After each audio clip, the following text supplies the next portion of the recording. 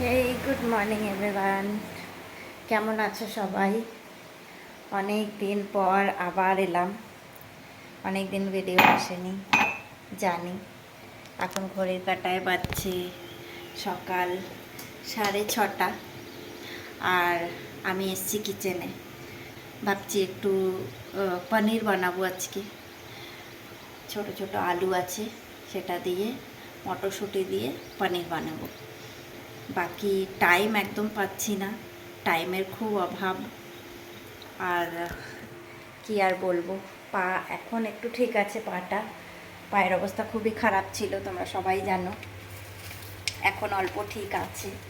তো এই দেখো, এই যে ছোট আলুগুলো, এইগুলো দিয়েই করবো আজকে। শর্টকাটই করতে চাই কিছু, কারণ সবাই জানো যে এখন আমি ক্লাসে যাব। আর সকাল সকাল এত ঝামেলা রান্না এখন আর করতে পারি না আমি, কারণ সেটা করতে গেলে না অনেকটাই দেরি হয়ে যায়।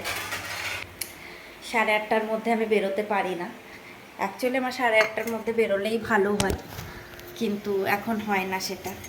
রান্না করব, তারপর যে সোমবার পুজো দেব, সমস্ত কিছু করেই আমাকে বেরোতে হবে। তো চলো রান্না বান্নাটা করতে থাকি, তারপর আবার তোমাদের সাথে কথা বলছি। তো পনির রান্না হয়ে গেছে। এই যে আলু দিয়ে মটরশুঁটি দিয়ে পনিরটা করেছি। এখন এই টিফিন বক্সে নিয়ে নেব। চলো দেখাই তোমাদের কেমন হয়। এই যে, এই দেখো, পনিরটা এইভাবে রান্না করেছি।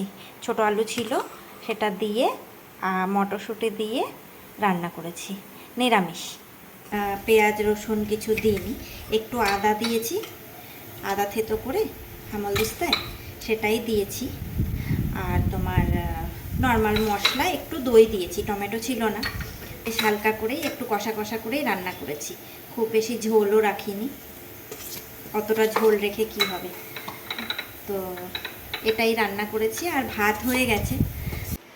তো রান্না হয়ে গেছে, গরম জল নিলাম, এখন খাবো।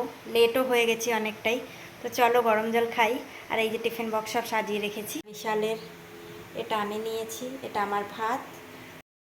ওর ভাতটা আমি বেড়ে রেখে যাই না, শুধু সবজিটাই বেড়ে রেখে যাই।